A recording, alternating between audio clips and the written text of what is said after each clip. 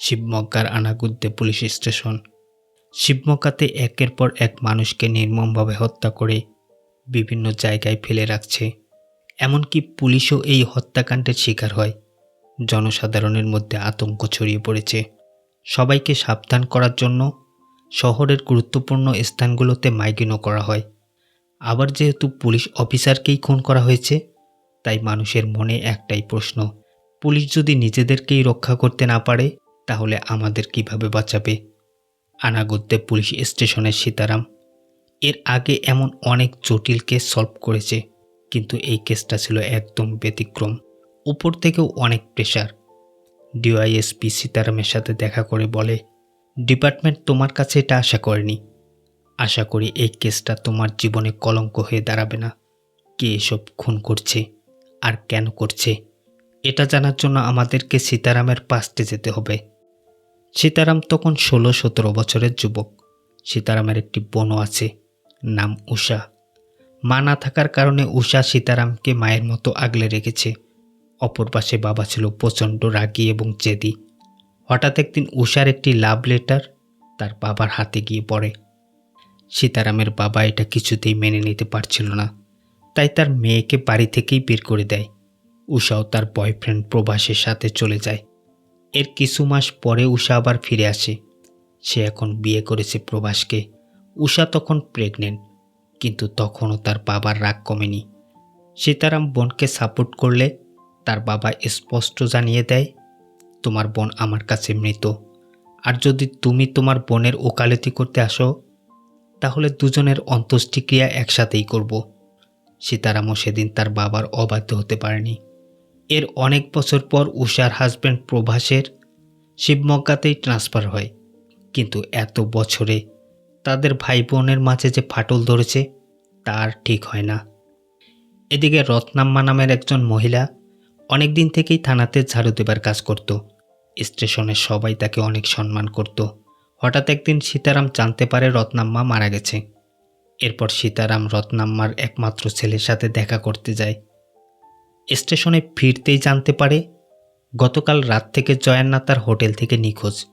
জয়ান্নার ছেলে এবং স্ত্রী কমপ্লেন করার জন্য এসেছে।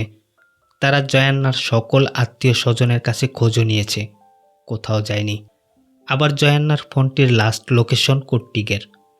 এই সময় স্টেশনে একজন ফোন করে জানায় কোট্টিগেরের জঙ্গলের মাঝে একটি লাশ পড়ে থাকতে দেখা গেছে। সঙ্গে সঙ্গে সবাই সেখানে যায়। গতরাতে কে বা কারা জয়ান্নাকে নির্মমভাবে খুন করে হাত পা কাটা তার দিয়ে পেঁচিয়ে জঙ্গলের মাঝে ফেলে রেখেছে। পোস্টমর্টেম করার পর ডক্টর জানায় এমন খুন সে তার কর্মজীবনে কখনো দেখেনি। শরীরে 55টি ক্ষতর চিহ্ন। কিলার নিশ্চয়ই কোনো বিকৃত মস্তিষ্কের সাইকোপ্যাথ।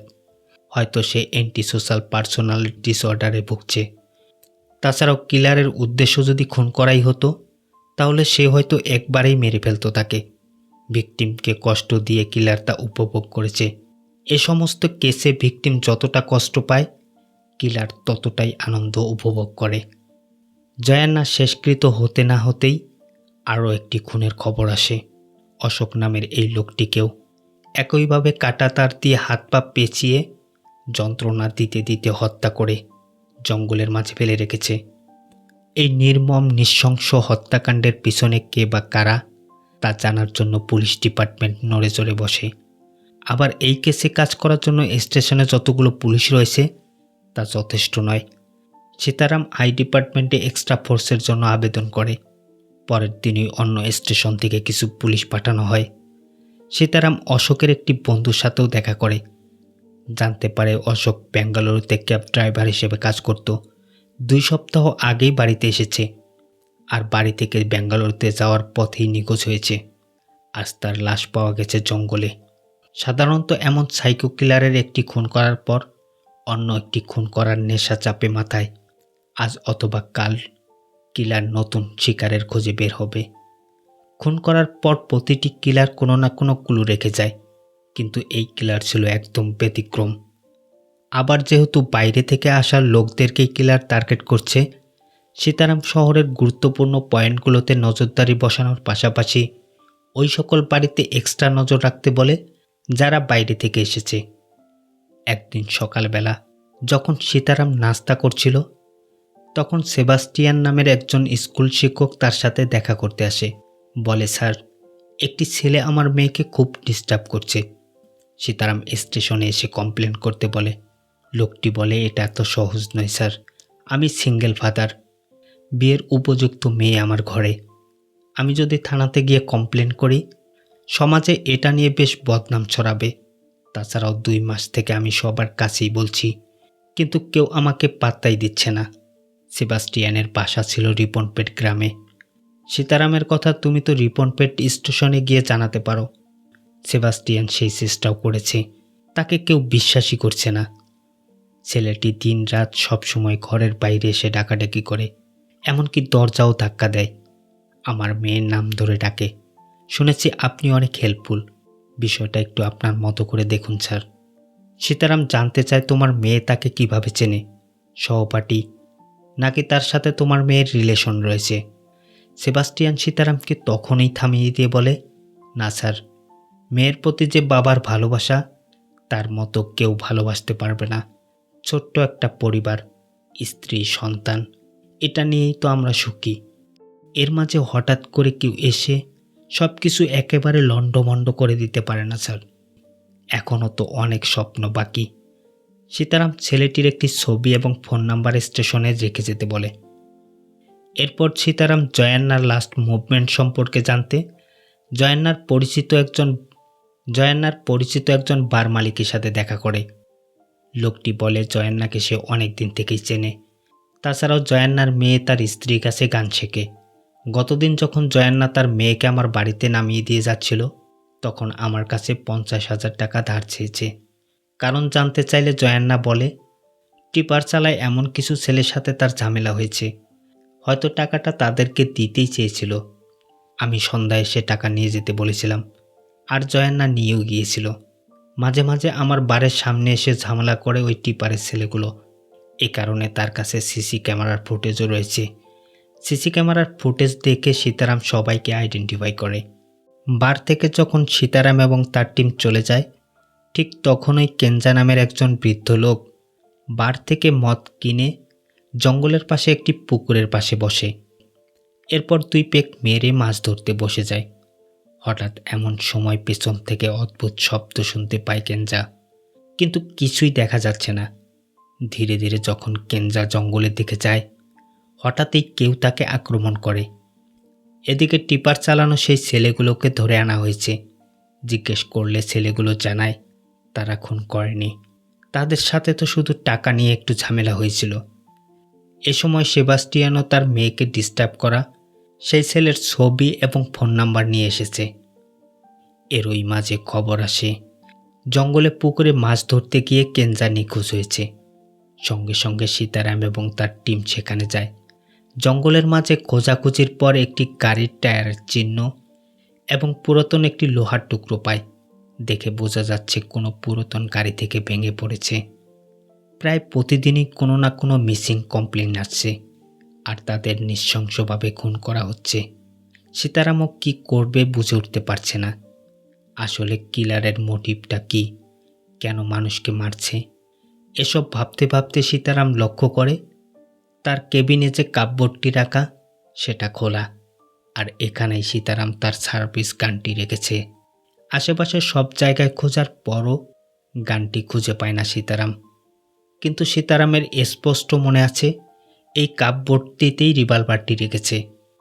এখন প্রশ্ন হলো, কার এত বড় সাহস যে থানা থেকেই পুলিশের বন্দুক চুরি করেছে? গতদিন তো টিপারের ছেলেগুলোকেই থানাতে আনা হয়েছিল, আবারও সেই ছেলেগুলোতে থানাতে এনে ইচ্ছে মতো পেটানো হয়।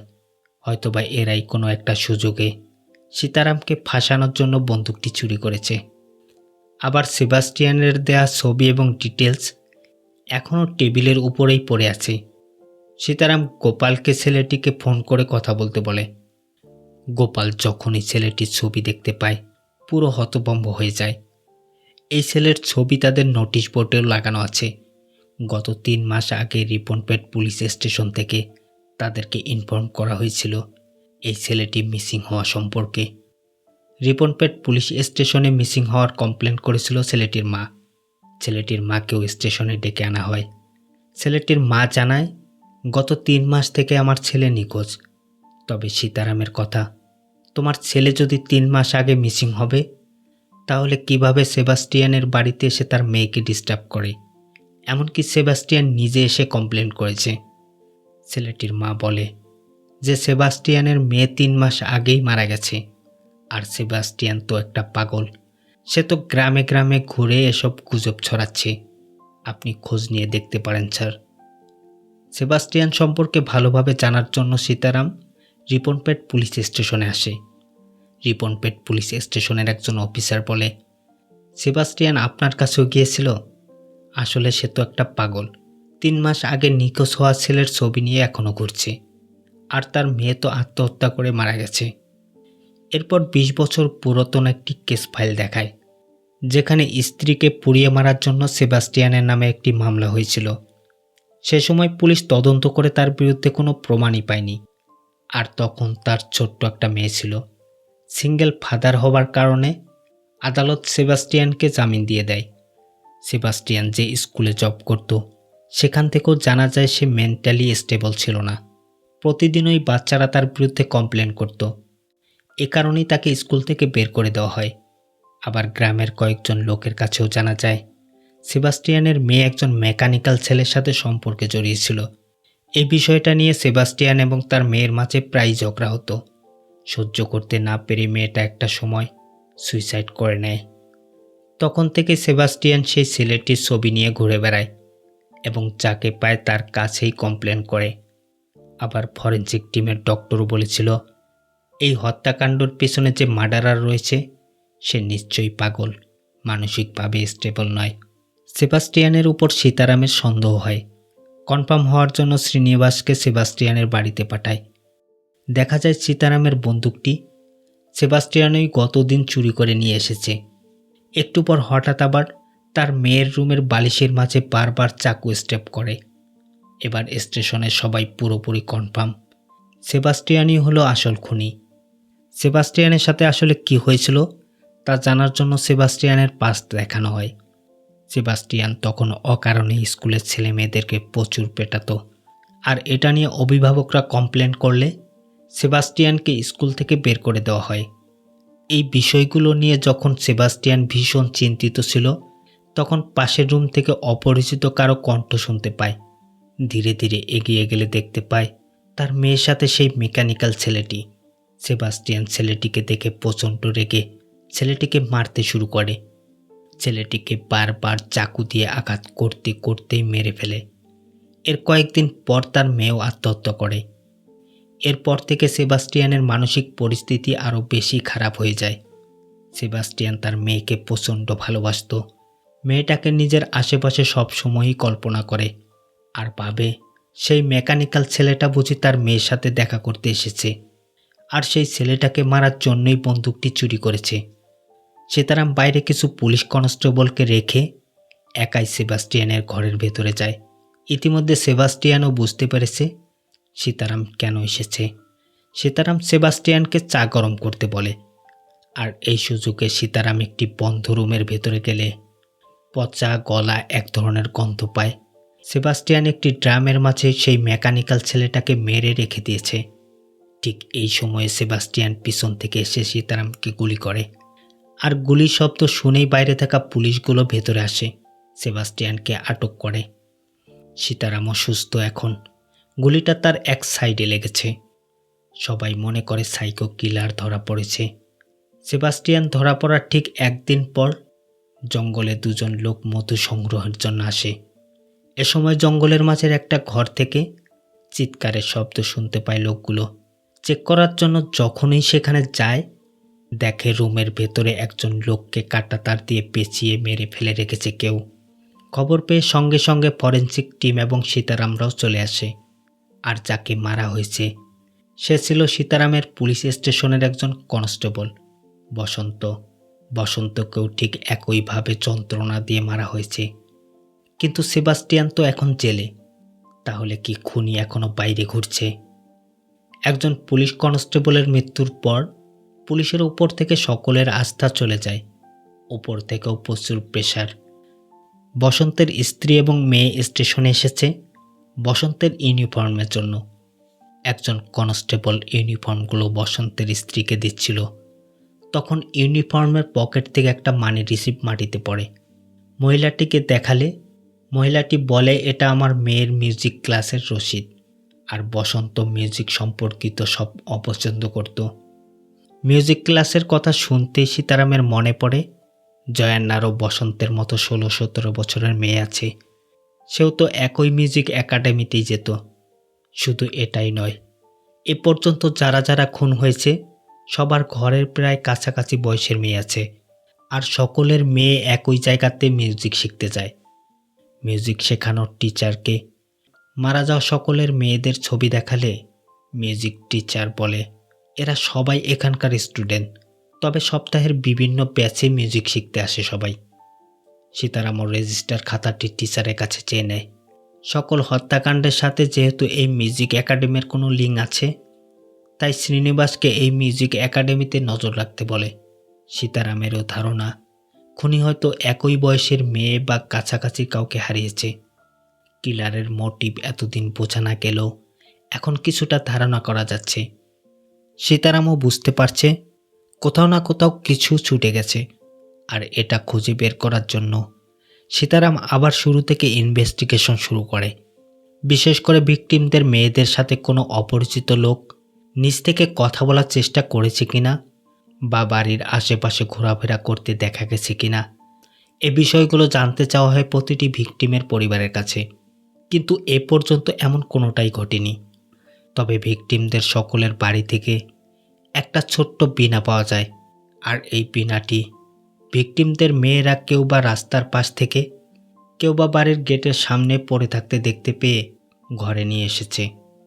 কিলারের টার্গেট 15 থেকে 20 বছরের মধ্যকার মেয়েদের বাবা। আর সবাই একই স্থানে মিউজিক শিখতে যেত। রেজিস্টার থেকে 15-20 বছরের মধ্যকার সকল মেয়েদের একটা শর্ট লিস্ট তৈরি করা হয়। যে সকল কিশোরীরা বিনা কুড়িয়ে পেয়ে ঘরে নিয়ে এসেছে, শুধু তাদের বাবাকেই খুন করা হয়েছে। এমন বয়সে সকল মেয়েদের বাড়িতে গিয়ে গিয়ে বীণাটির ছবি দেখানো হয়। বলা হয় এমন কোনো কিছু তাদের ঘরে আছে কিনা। আবার এসব নিয়ে ভাবতে ভাবতে সীতারামের রিপনপেট পুলিশ স্টেশনের কথা মনে পড়ে। সেবাস্টিয়ানের ফাইল খোঁজার জন্য যখন সীতারাম স্টেশনে গিয়েছিল, তখন পুরাতন একটি ফাইলে এরকম বীণার একটা ছবি দেখতে পেয়েছিল সে। সঙ্গে সঙ্গে সীতারাম রিপনপেট পুলিশ স্টেশনে আসে। স্টেশনের একজন পুলিশ কনস্টেবলের সাহায্যে সেই পুরাতন ফাইলটি খুঁজে বের করে। এই ফাইলটিতে এখন যেভাবে খুন করা হচ্ছে, অর্থাৎ কাঁটা তার দিয়ে হাত পা পেঁচিয়ে, ঠিক একইভাবে খুনের উল্লেখ আছে। এই কেসটা সম্পর্কে কনস্টেবলের কাছে জানতে চাইলে সে বলে, এই কেসটা অনেক দিন আগে শ্রীনাথ স্যার ইনভেস্টিগেশন করেছিল, আর তিনি এখন অবসরে আছেন। সেই কনস্টেবলের কাছ থেকে শ্রীনাথ স্যারের অ্যাড্রেস নিয়ে সীতারাম তার সাথে দেখা করতে আসে। শ্রীনাথ স্যারও এই ফাইলটি দেখার পর রীতিমতো চমকে ওঠে। ওই সময়ে ঘটা ঘটনা এবং তার ইনভেস্টিগেশনের সকল কিছু সীতারামকে বলে। শ্রীনাথ স্যার বলে, 20 বছর আগে আমি রিপনপেট পুলিশ স্টেশনে জব করতাম। আমার জীবনে দেখা সবচেয়ে নৃশংস হত্যাকাণ্ড ছিল এটি। তখন রিপনপেটের একটি মিউজিক স্কুলে সেই গ্রামের প্রভাবশালী একজনের মেয়ে গৌরী গান শিখতে আসতো। একই গ্রামে মাঞ্জা নামের একটি ছেলের সাথে গৌরীর রিলেশন ছিল। গৌরী যখন গান শিখতে আসতো, এ সময় মাঞ্জার সাথে প্রায়ই দেখা করত। এভাবে চলার কিছুদিন পর তারা একদিন যখন জঙ্গলে বসে গল্প করছে, তখন অচিত নামের একজন লোক তাদের দুজনকে দেখে ফেলে। মাঞ্জাও লোকটির হাতে পায়ে ধরে অনেক রিকোয়েস্ট করে কাউকে কিছু যেন না বলে, কিন্তু অচিত টাকার লোভে ঠিক ওই গৌরীর বাবা কৃষ্ণাকে সব কিছু বলে দেয়। কৃষ্ণাও তার লোকজন দিয়ে মাঞ্জাকে তুলে নিয়ে আসে, অনেক পেটায় এবং তার বাড়িতে কাজ করা একজন মেয়েকে ধর্ষণের চেষ্টা করেছে এমন একটা মিথ্যে কেস সাজিয়ে মাঞ্জাকে জেলে পাঠায়। 1 বছর জেল খাটার পর মাঞ্জা ছাড়া পায়, কিন্তু বাড়িতে এলে তার মাও বাড়িতে উঠতে দেয় না। বলে, তুই যার ছিল তাহানি করার চেষ্টা করেছিস, তার বয়সী একটা মেয়ে আছে আমার ঘরে, তুই আর তোর মুখ কখনো আমাকে দেখাবি না। কিন্তু সত্যিটা তো তার মাও জানতো না। মায়ের কথাগুলো যেন তার কাটা ঘায়ে নুনের ছেটার মতো লাগে। আবার তার সাথে অন্যায়ের জন্য কৃষ্ণাও দুর্ঘটনায় মারা গেছে। সবাই মিলে গৌরীকে অন্য জায়গায় বিয়ে দিয়ে দিয়েছে। অচিতের জন্য মাঞ্জার জীবনটা একেবারেই নষ্ট হয়ে যায়। সেদিনই মাঞ্জা শপথ করেছিল অচিতের জন্য যে কষ্ট পেয়েছে সে তা হাড়ে হাড়ে ফেরত দেবে। রাতে দেখা যায় অচিত এবং স্কুল শিক্ষক সেবাস্টিয়ান বসে ড্রিঙ্কস করছে। ওই সময় সেবাস্টিয়ান এবং অচিত একই গ্রামে থাকত। সেবাস্টিয়ান তার স্ত্রীকে সবসময় সন্দেহ করত। কখনো কখনো তার স্ত্রীকে সে মেরে ফেলতেও চেয়েছে। এরপর অচিত যখন মাতাল অবস্থায় একা একা বাড়ির দিকে ফিরছিল, তখন জঙ্গলের মধ্যকার একটি পরিত্যক্ত বাড়ি থেকে কিছু শব্দ শুনতে পায়। অচিত যখনই চেক করার জন্য দরজার কাছে যায়, ঠিক তখন মাঞ্জা অচিতকে ঘরের ভেতরে ঠেলে দিয়ে বাইরে থেকে দরজা লাগিয়ে দেয়। চিৎকার চেঁচামেচি শুনে গ্রামের লোকজনরাও জড়ো হয়। এরপর ঘর থেকে অচিতের মেয়ে বেরিয়ে আসে, তার পিছু পিছু অচিত। নিজের মেয়ের শ্লীলতাহানির চেষ্টার জন্য গ্রামের সকলে অচিতকে অনেক পেটায়। ঘটনা যেহেতু নিজেদের পরিবারকে ঘিরে, তাই থানাতে আর কোনো কমপ্লেন হয়নি। এই ঘটনার পর অচিতের মেয়ে কখনো বাড়ি থেকে বের হয়নি। আর কয়েকদিন পরেই সে আত্মহনন করে। কিন্তু এসব বিষয় অচিতের ওপর কোনো প্রভাব পড়ে না। সে তো তার মতো বেজায় ঘুরে বেড়াচ্ছিল। আর মাঞ্জা যে যন্ত্রণায় ভুগছে, সেই যন্ত্রণা তো অচিতকেও দিতে চেয়েছিল সে। অচিতকে বিন্দাস ঘুরে বেড়ানো দেখে মাঞ্জা প্রতিশোধের আগুনে জ্বলছিল। এরপর একদিন সকালে অচিতের ক্ষত বিক্ষত দেহটি তার বাড়িতে পাওয়া যায়। দেখেই বোঝা যাচ্ছিল প্রতিশোধের নেশায় কেউ খুন করেছে। সম্পূর্ণ শরীরে ৫৫টি চাকুর আঘাত, হাত পা কাঁটাতার দিয়ে পেঁচানো, যন্ত্রণা দিতে দিতে মারা হয়েছে তাকে। আবার খুন হওয়ার রাতে কিছু লোকসঙ্গীতের শিল্পী মাঞ্জাকে চাকু হাতে অচিতের বাড়ি থেকে বের হতে দেখতে পেয়েছে। ওই ঘটনার পর থেকে মাঞ্জাকে কখনো গ্রামে দেখা যায়নি। শ্রীনাথের কথা সে সময় খুনির একটা নির্দিষ্ট মোটিভ ছিল, তা অচিতকে খুন করার মাধ্যমে শেষ হয়েছে। এত বছর পর এখন কে এসব করছে? সীতারাম অচিতের মা এখন কোথায় থাকে জানতে চাইলে শ্রীনাথ বলে তারা শহরে চলে এসেছে। ঠিকানা অনুযায়ী শ্রীনাথ অচিতের বাসাতেও আসে। অচিতের মায়ের কাছে জানতে চাইলে সে বলে অচিত পালিয়ে যাবার পর তার সাথে আর কখনো যোগাযোগ হয়নি তার। এখন অচিত বেঁচে আছে কিনা মারা গেছে এটাও সে জানে না। সীতারামের কাছে তার কথাগুলো সন্দেহ মনে হচ্ছিল। এজন্য রিসেন্ট অচিতের বোনের বিয়ের ভিডিও ফুটেজগুলো দেখলে অচিতকে দেখা যায় সবার সাথে খেতে। আর এই অচিতকে সীতারাম পূর্বেও দেখেছিল মর্চরিতে। মর্চরিতে খোঁজ নিলে জানা যায় গত ৩ দিন থেকে অচিত হসপিটালে আসেনি, মোবাইলটিও বন্ধ। অচিতের বাড়িতে নজর রাখার জন্য ২ জন কনস্টেবল রাখা হয়। অপর পাশে যে বিনাটি এতদিন থেকে খোঁজ করা হচ্ছিল, এমন একটি বিনা রাস্তাতে পেয়ে একটি মেয়ে বাড়িতে নিয়ে এসেছে। আর এই মেয়েটি ছিল সীতারামের বোনের মেয়ে। সীতারামও স্পষ্ট বুঝে যায় তার বোনের হাজব্যান্ড প্রভাস হলো কিলারের পরবর্তী টার্গেট। সীতারাম তার বোন উষার সাথেও এই বিষয় নিয়ে কথা বলে। উষা স্পষ্ট জানিয়ে দেয়, তুমি যা বলছো তা যদি সত্যি হয় তাহলে আমাদের ব্যাপার আমরা দেখে নেব। তোমাকে আমাদের ব্যাপারে নাক গলাতে হবে না। এতদিন থেকে ভাই বোনের মাঝে যে কোনো কথা নেই, হঠাৎ করে তো আর সব ঠিক হয়ে যাবে না। সীতারাম চলে যাবার পর উষা তার হাজব্যান্ডকে ফোন করে দ্রুত বাসায় আসতে বলে। প্রভাসও অফিসের কাছে প্রচণ্ড ব্যস্ত ছিল। সীতারাম বারবার কল করার পর প্রভাস ফোন কেটে দিচ্ছিল। যেহেতু কিলারের পরবর্তী টার্গেট প্রভাস, তাই সীতারাম সহ কয়েকজন পুলিশ প্রভাসের উপর নজর রাখছে। এ সময় একটি অটোর পিছনে মার্কেটের একটি দোকানের পোস্টাল দেখতে পায় সীতারাম। আর ঠিক এই দোকানের একটা ব্যাগ মাঞ্জার মায়ের বাড়িতেও দেখা গেছে। দোকানটি সিসি ক্যামেরাতেও দেখা যায়। এই দোকান থেকেই কিছু একটা কিনেছে মাঞ্জা। সীতারাম বুঝতে পারে মাঞ্জা কোথাও যায়নি, বরং বাড়িতেই আছে। সত্যি সত্যি দেখা যায় মাঞ্জা বাড়িতেই। চারিদিকে পুলিশ দেখে মাঞ্জা ভয় পেয়ে যায়। এক পর্যায়ে পুলিশ সদস্যরা ভেতরে আসলে মাঞ্জার সাথে তাদের লড়াই শুরু হয়। ঠিক তখনই সীতারাম এসে মাঞ্জাকে ধরে থানাতে নিয়ে আসে। খুনের ব্যাপারে মাঞ্জাকে জিজ্ঞেস করলে সে বলে, আমি তো মা, বোন এবং ভালোবাসার মানুষকে নিয়ে সুন্দর জীবন কাটাতে চেয়েছিলাম। অচিতের কারণে সব নষ্ট হয়ে গেছে। যে অপরাধ আমি করিনি তার জন্য ১ বছর জেল কেটেছি। এই যন্ত্রণার প্রতিশোধ নেবার জন্য অচিত এবং তার মেয়েকে বাড়িতে আটকে গ্রামবাসীর কাছে অপমানিত করেছিলাম।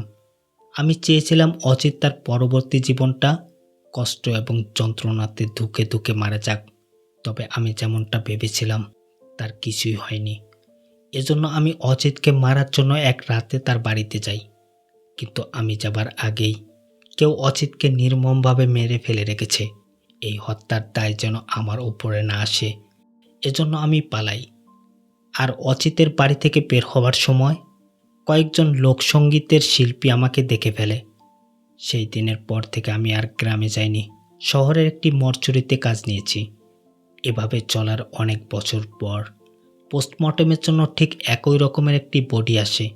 ঠিক যেমন অজিতের বডি দেখেছিলাম, আমি প্রচণ্ড ভয় পেয়ে যাই। শহর থেকে পালানোর কথাও ভেবেছিলাম। একটা প্রশ্ন আমাকে এখনও তাড়া করে বেড়াচ্ছে, অজিতকে ওই রাতে কে এমন করে মেরেছে? 23 বছর ধরে যে যন্ত্রণা আমি বয়ে বেড়াচ্ছি তা আর কে কে ভোগ করেছে? আমাকে বিশ্বাস করেন স্যার, আমি কাউকে মারিনি। আমার কথা মনে রাখবেন স্যার। কিলার আরও খুন করবে, তখন আপনি বুঝবেন আমি ঠিক ছিলাম। তবে সীতারামের কথা, তোমার প্রতিশোধের কারণে বাবা মেয়ে দুজনেই মারা গেছে। তোমার কষ্টের কারণে যদি অন্য কাউকে মারা যেতে হয় তাহলে তাদের জন্য তোমারও মরে যাওয়া উচিত। তোমার সাথে যা হয়েছে সেটাই শুধু বিচার। তুমি যা করেছো তার জন্য কি তোমার শাস্তি হওয়া উচিত না? আর এত কিছুর পর আমাকে বলছো তোমাকে বিশ্বাস করতে। এর কিছুক্ষণ পর স্টেশনে সবাই যখন তাদের নিজ নিজ কাজে ব্যস্ত, মাঞ্জা তখন গলাতে গামছা পেঁচিয়ে আত্মহনন করে। আবার ওই দিনই উষা পুলিশ স্টেশনে এসে সীতারামকে জানায় প্রভাসকে খুঁজে পাওয়া যাচ্ছে না, মোবাইলটিও বন্ধ। সীতারাম বুঝতে পারে মাঞ্জা নির্দোষ ছিল। মাঞ্জা মৃত্যুর আগে বলেছিল আরও খুন হবে। মাঞ্জা এটাও বলেছিল 23 বছর ধরে আমি যে যন্ত্রণা চেপে রেখেছি, এরকম আর কে কে যন্ত্রণা নিয়ে বেঁচে আছে। ইন্সপেক্টর শ্রীনাথও বলেছে অচিতের একটা ছেলে ছিল, পরবর্তীতে কেউ তাকে দত্তক নিয়েছে। এদিকে আবার কিলারের চোখ ফাঁকি দিয়ে প্রভাস সীতারামকে কল করেছে। পরক্ষণে কিলার টের পেয়ে প্রভাসকে টর্চার শুরু করে। ফোনের ওপাশ থেকে সীতারাম শুধু আর্তনাদের শব্দ শুনতে পায়। সঙ্গে সঙ্গে নাম্বারটি ট্রেস করে ফলো করতে শুরু করে সকলেই। কিন্তু পুলিশ প্রশাসনকে মিসগাইড করার জন্য কিলার প্রভাসের ফোনটি একটি গাড়িতে রেখে দিয়েছে। প্রভাস যখন সীতারামকে কল করেছিল তখন প্রভাসের চিৎকারের পাশাপাশি একটা পুরাতন গান শুনতে পেয়েছিল সীতারাম। ঠিক এরকম কণ্ঠের গান সে রত্নাম্মার বাড়িতেও শুনেছিল, যে রত্নাম্মা তাদের স্টেশনে কাজ করত। আবার জঙ্গলের মাঝে যে পুরাতন গাড়ির ভাঙ্গা টুকরো পাওয়া গিয়েছে, ঠিক এমন একটা পুরাতন গাড়ি রত্নাম্মার বাড়িতেও আছে। আবার বার মালিক যেমন গাড়ির বর্ণনা দিয়েছে, যেমনটা তারা সিসি ক্যামেরায় দেখেছে, সেই গাড়ির সাথে রত্নাম্মার বাড়িতে রাখা গাড়ি মিলে যাচ্ছে। তার মানে কিলার অন্য কেউ নয়, রত্নাম্মার ছেলে রাঘব। সত্যিই দেখা যায় রাঘব প্রভাসকে রুমে আটকে রেখে টর্চার করছে। এই রাঘব আসলে রত্নাম্মার কেউ না, রাঘব তো সেই অচিতের ছেলে। রাঘবের বোন যেখানে গান শেখাতো সেখানে গৌরীও গান শিখত। রাঘব তার বোনকে অনেক ভালোবাসত। তার বোন গান শেখানোর সময় রাঘব পাশেই বসে থাকত। তাদের বাবা অচিত সঙ্গীত একদম পছন্দ করত না। ছোটবেলাতেই মা মারা গেছে। বাবা প্রায় সময় মাতাল অবস্থাতেই পড়ে থাকে। রাঘব তার মায়ের ভালোবাসা বড় বোনের কাছ থেকেই পেয়েছে। আবার ওই ঘটনার পর এলাকার লোকজন বিভিন্ন কথা বলতে শুরু করে, যে নিজের বাবা মেয়ের সাথে এমনটা করেছে, এমন মেয়ের তো বেঁচে থাকার চেয়ে মরে যাওয়া ভালো। এরপর থেকে মেয়েটি আর বাড়ি থেকে বের হতো না। কিন্তু এসব ব্যাপারে অচিতের যেন বিন্দুমাত্র প্রায়শ্চিত্ত নেই। একদিন রাঘব তার বোনকে উপহার দেওয়ার জন্য ছোট্ট একটা বীণা কিনে বাড়িতে যখনই ফেরে তখনই দেখতে পায় তার বোন গলায় দড়ি দিয়ে সুইসাইড করে নিয়েছে। আর সেই রাতেই রাঘব তার বাবাকে নির্মমভাবে হত্যা করেছে। সবাই ভেবেছিলাম প্রতিশোধ নেবার জন্য মাঞ্জা অচিতকে মেরেছে। এরপর থেকে রাঘব তার বোনের কণ্ঠে রেকর্ড করা গান শুনে মন্দিরেই পড়ে থাকত। একদিন এখান থেকেই রত্নাম্মা রাঘবকে বাড়িতে নিয়ে যায়। ঠিক তার বোনের মতো আদর স্নেহ ভালোবাসা দেয়। ধীরে ধীরে রাঘব বড় হতে থাকে। কিন্তু হঠাৎ একদিন রত্নাম্মাও মারা যায়। তার জীবন থেকে কাছের মানুষগুলো চলে যাবার পর রাঘবের জীবন একেবারে এলোমেলো হয়ে যায়। এর কিছুদিন পর রাঘব যখন কাজ করছিল তখন তার কানে গানের শব্দ ভেসে আসে। গানের সুর অনুসরণ করে সেই একাডেমির সামনেই আসে যেখানে সবাই গান শিখতে যেত। জয়ান্না তখন তার মেয়েকে একাডেমি থেকে বের করে নিয়ে যাচ্ছে আর বারবার বকাবকি করে বলছে, যখন দেখি শুধু গান আর গান, শুধু সময় নষ্ট। রাঘবের মনে পড়ে সেই দিনগুলোর কথা। ঠিক তার বাবাও গানের জন্য তার বোনকে বকাবকি করত। এ কারণে তার বাবার মতো জয়ান্নাকেও নির্মমভাবে মেরে ফেলে রেখেছিল জঙ্গলে। এরপর থেকে প্রায় সময় রাঘব একাডেমির বাইরেই বসে থাকত আর যারা যারা সঙ্গীত নিয়ে তাদের মেয়েদের বকাবকি করত তাদেরকে টার্গেট করে নৃশংসভাবে খুন করত। এই লোকগুলোর মাঝে রাঘব তার বাবাকে দেখতে পেত। বাবার প্রতি ছিল তার অসীম ঘৃণা। সবশেষে সে প্রভাসকে তুলে এনেছে। এদিকে সীতারামও খুঁজতে খুঁজতে রাঘবের বাড়িতে এসেছে। দেখে প্রভাসকে সবার মতো কাঁটাতার দিয়ে বেঁধে রেখেছে। এ সময় হঠাৎ রাঘব পেছন থেকে এসে সীতারামকে আক্রমণ করে। শুরু হয় তাদের মাঝে প্রচণ্ড লড়াই।